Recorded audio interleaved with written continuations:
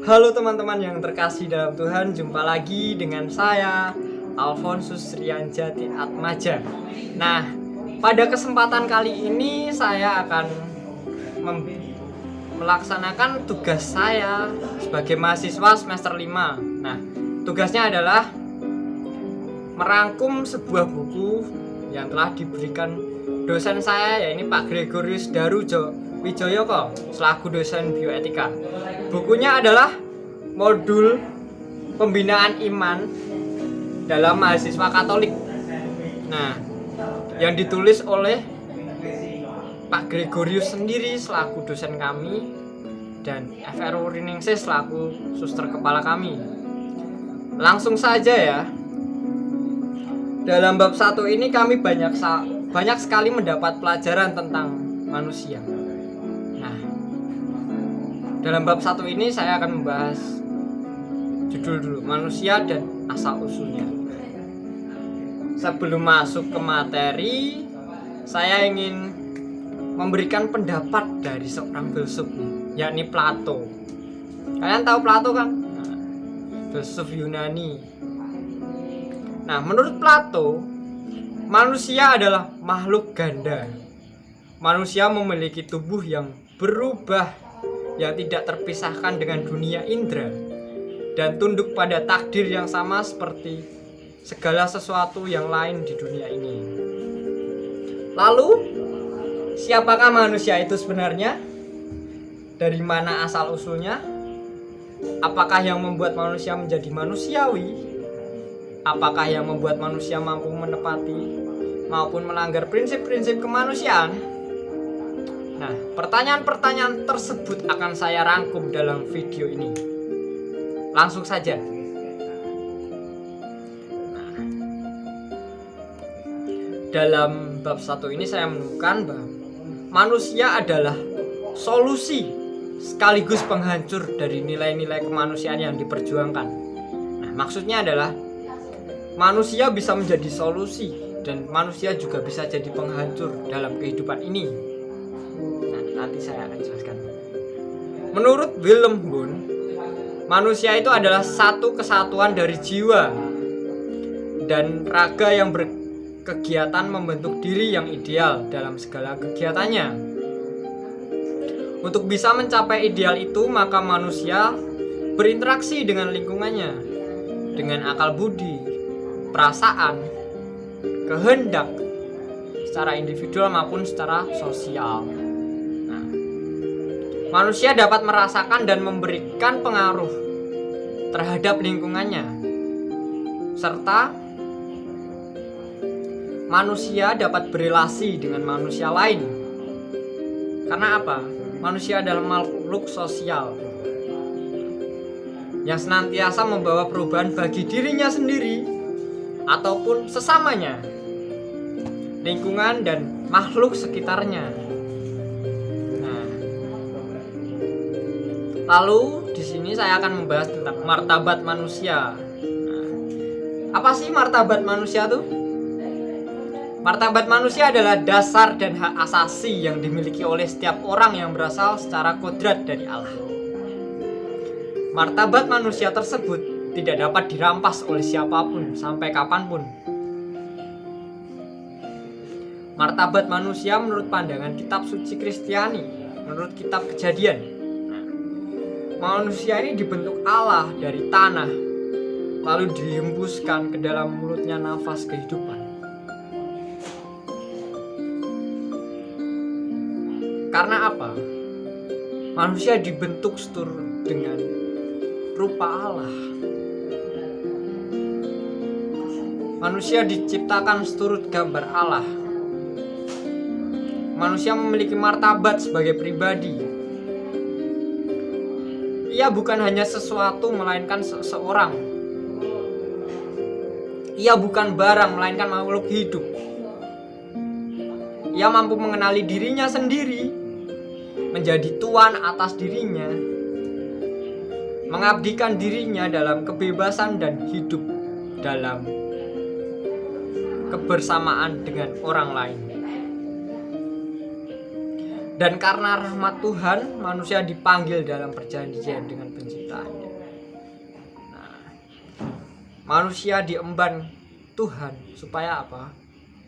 Supaya menyalurkan cinta kasih pada sesamanya, menyalurkan kebaikan untuk orang lain, dan manusia diciptakan Allah untuk menjalin relasi dengannya. Manusia menemukan kehidupan dan ungkapan dirinya hanya dalam relasi, dan secara kodrati cenderung kepada Allah. Karena apa? Manusia diciptakan tuh laki-laki dan perempuan dengan tujuan supaya mereka dapat turun-temurun, dapat beranak pinak dan meneruskan cinta kasihnya dalam dunia ini. Dengan panggilan khusus ini terhadap kehidupan dunia, manusia dituntut untuk apa? Dari awal manusia dituntut untuk saling mengasihi, saling mencintai sesamanya, saling menjaga, dan saling meneruskan kehidupan. Nah, lalu martabat manusia adalah dasar dan hak asasi yang dimiliki oleh setiap orang yang berasal dari dirinya sendiri. Manusia menemukan dirinya juga berada di hadapan makhluk-makhluk ciptaan lainnya. Manusia dapat dan harus diwajibkan untuk mendayagunakan makhluk-makhluk ciptaan Allah yang lain demi kebahagiaan dunia ini, demi terciptanya dunia yang baik dan selalu berkembang. Itulah yang harus dilakukan manusia, memberi daya guna bagi sesama, menciptakan inovasi, dan selalu berpikir di dalam kehidupannya untuk selalu menemukan apa yang belum tentu ditemukan. Tapi manusia juga dapat merusak dunia ini sendiri. Karena apa? Manusia telah diberikan akal budi oleh Allah. Manusia dapat berpikir. Nah, karena pikiran tadi, manusia bisa jatuh ke dalam keserakahan, keegoisan, kejahatan. Bahkan manusia dapat saling membunuh karena apa? Karena iri dengki ataupun karena kebencian dan sebagainya. Manusia dapat menghancurkan dunia ini dalam sekejap. Karena manusia pernah berpikir, manusia pernah mengalami masalah. Itulah mengapa manusia dapat menjaga sekaligus merusak.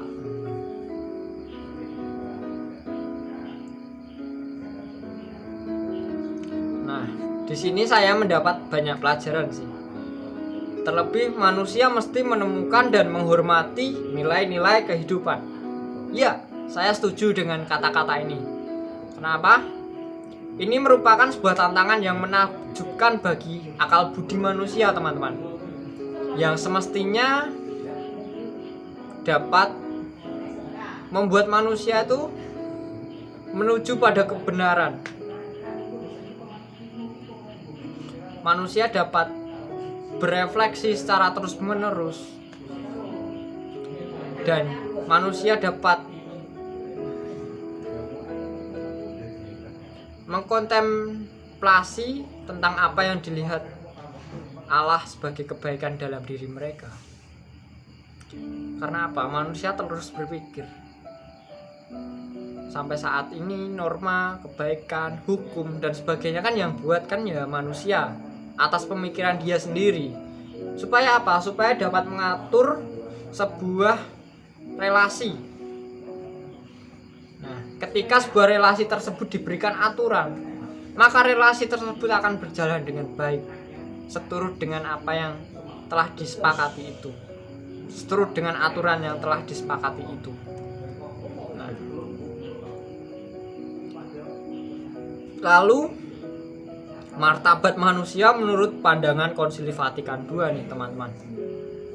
Dalam dokumen Konsili Vatikan II, khususnya di dalam Gaudium et Spes, terdapat beberapa pokok yang berhubungan langsung dan dapat dijadikan inspirasi dalam mengenal dan mengetahui martabat pribadi manusia. Di antaranya adalah pandangan tentang manusia sebagai makhluk yang diciptakan menurut gambar Allah. Manusia juga pernah berdosa.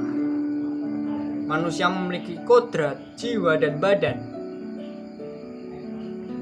Manusia memiliki martabat, akal budi, kebenaran, dan kebijaksanaan.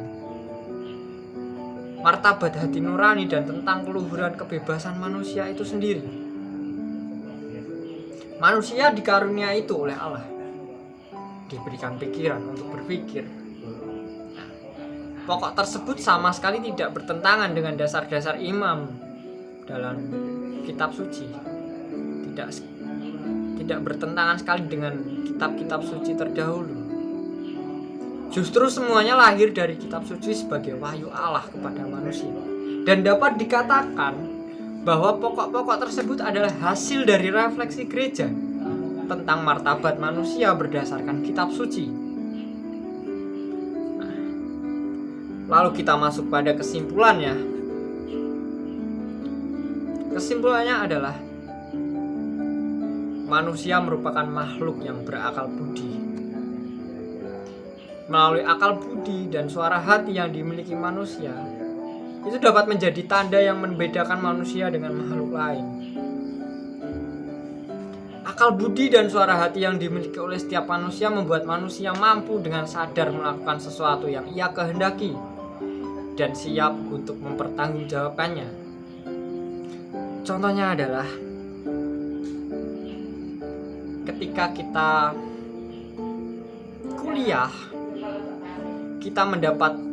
mahasiswa mendapatkan tugas. Otomatis mahasiswa harus bertanggung jawab dong atas tugas yang telah diberikan dosen itu. Supaya apa? Supaya kita dapat terbentuk oleh tugas itu. Karena apa? Guru dan dosen kita membentuk kita dengan tugas, dengan cara belajar kita, dan sebagainya. Kita belajar banyak dari kehidupan ini. Kita menemukan banyak hal dari permasalahan di hidup ini. Kita bertemu dengan orang lain. Kita memiliki masalah hidup. Kita memiliki beban hidup dan sebagainya. Nah, manusia memiliki suara hati. Suara hati yang membentuk manusia untuk selalu berbuat baik. Contohnya adalah ketika teman kita, sahabat kita mengalami kesusahan, otomatis kita sebagai sahabatnya turut prihatin. Dan suara hati kita tuh menuntun kita untuk menolong dia yang sedang kesusahan ini. Lalu ada lagi sahabat atau teman kita yang melakukan kesalahan kepada kita. Nah, kita juga harus bisa memaafkan mereka. Karena apa? Kita memiliki akal budi. Dan kebencian itu hanya sesaat, teman-teman. Suatu saat kita juga akan butuh mereka lagi. Oleh karena itu, manusia diciptakan saling membutuhkan satu sama lain. Manusia tidak bisa hidup sendiri tanpa orang lain. Dan oleh karena itu, manusia secara sadar mempertanggungjawabkan apa yang ia perbuat. Manusia dapat mengambil kesimpulan dari apa yang mereka lakukan, ataupun mengambil poin-poin penting dalam hidupnya. Nah, sebagai makhluk ciptaan Allah yang istimewa, manusia tentu memiliki perbedaan yang paling mendasar dengan makhluk yang lain. Dengan demikian ini, manusia disebut sebagai partner Allah, tangan kanan Allah. Dengan akal dan budi manusia manusia mampu mengatasi segala keterbatasan menuju kepada sesuatu yang tak terbatas. Manusia berhadapan langsung dengan realitas alam dan sesamanya. Lalu di sana ia berkomunikasi dan membuka dirinya bagi objek di luar dirinya. Dia membuka komunikasi bagi dunia. Dan dia menjalin relasi yang begitu baik antar manusia. Lalu manusia memberikan cinta kasih, memberikan kebaikan, memberikan pertolongan, saling menolong, saling membantu. Itulah manusia yang seturut kehendak Allah. Baik teman-teman, ini saja yang dapat saya sampaikan melalui pembelajaran yang saya dapat dari rangkuman ini. Nah, tentu kita sendiri sadari kita banyak masalah dalam hidup kita. Kita kurang bersyukur dengan hidup kita. Kita mengalami beban pribadi ataupun kita mengalami himpitan dari orang lain. Percayalah, semuanya akan berlalu dan semuanya akan terselesaikan. Tetap yakin dan bersyukur dan selalu berbahagia. Terima kasih teman-teman.